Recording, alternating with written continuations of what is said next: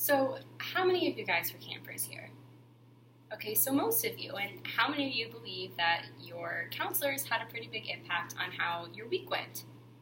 Right, so being here and being a counselor, you have the ability to impact these kids' lives, and ultimately that's why you're here. You're here for these kids. And as I say a lot, you have to be all in for these kids. You have to be here for them and allow them to have the experience that some of you were lucky enough to have when you were campers.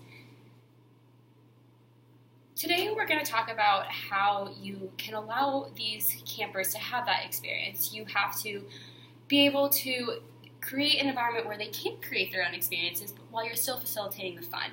You have to bond with your campers not only as your friend, but first as an authority figure so they can follow your instructions and respect you as their authority. You also have to create a technology-free environment for them to let them know that you are here for them and you're not connecting to the outside world. And then you also have to create a safe environment for them so they know that they can trust you and they feel safe and they want to come back.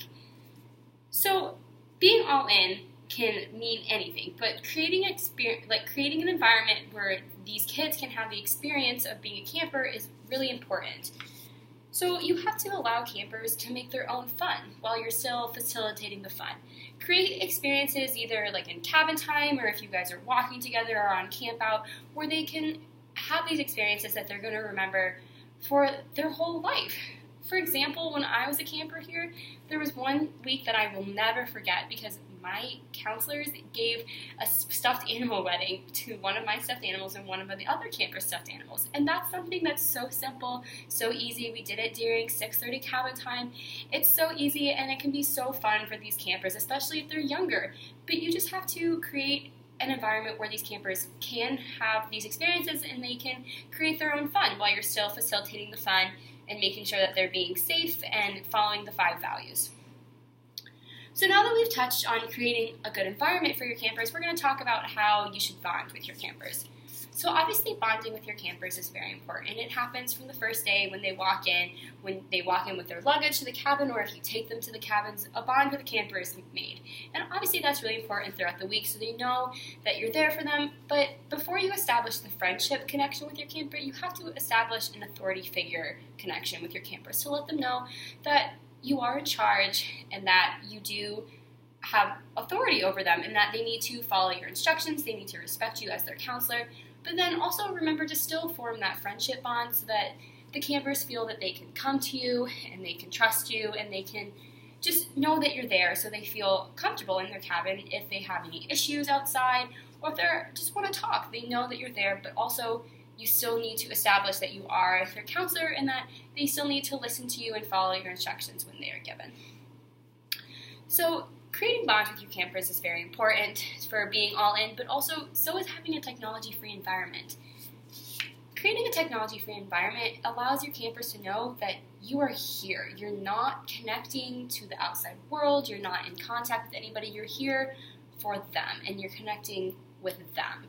Now, I know it can be hard to have a technology-free environment because you are so attached to your phones, but it's 1 week. You have the 24 hours off on the weekend to use your phone, and you have one night off a week where you can use your phone, and even during your cabin time breaks, you can use your phone in the staff lounge. But don't be on your phones in your cabin during FOB or at night. Your phone glows. Your campers can see that, and then they know that you're connecting with the outside world rather than connecting with them.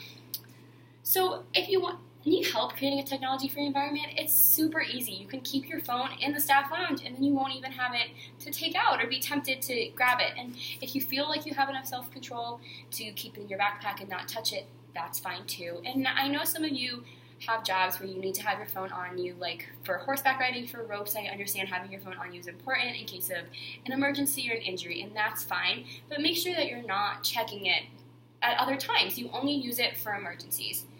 And also, I know that a lot of you like to play music for free time activities or for your early morning activities, and that's fine. I understand wanting to play music. It just creates a more fun environment, but maybe use an iPod or an MP3 player instead of using a phone, because with a phone, you can connect to the outside world, and campers know that, and they want to know that you're connecting with them rather than with the outside world. So using an iPod or an MP3 player allows them to know that you're still playing music and having fun, but you're connecting with them and you're there for them. You're all in.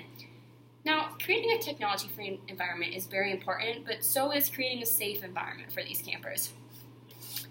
So, having a safe environment at camp allows campers to feel welcome, to feel safe, to feel like they can come to you, that they want to come back, and that there's no issues around camp and they feel safe going anywhere, even if they're not with you, if they're at free time or doing early morning activities, if they're not always with you.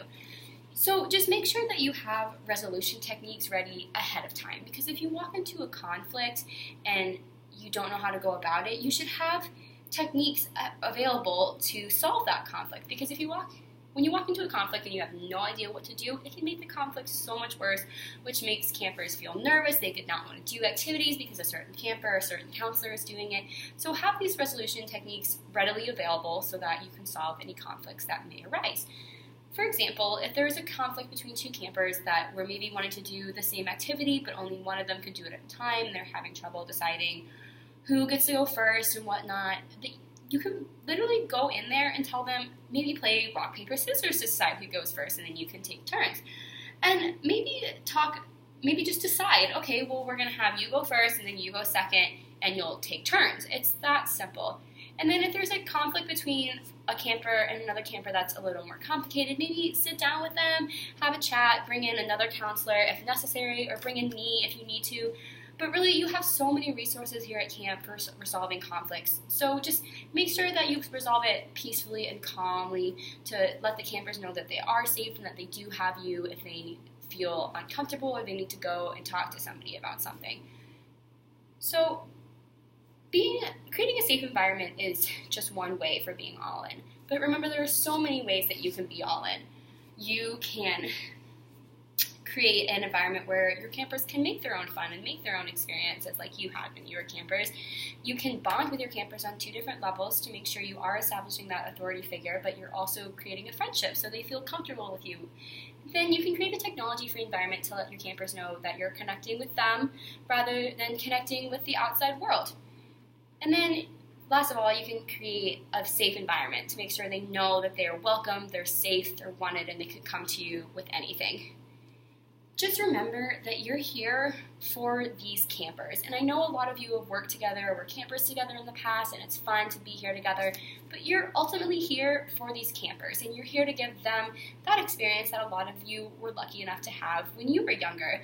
So just remember to be all in for your campers and give them the experience that you had or you would have wanted to have as a camper. Thank you.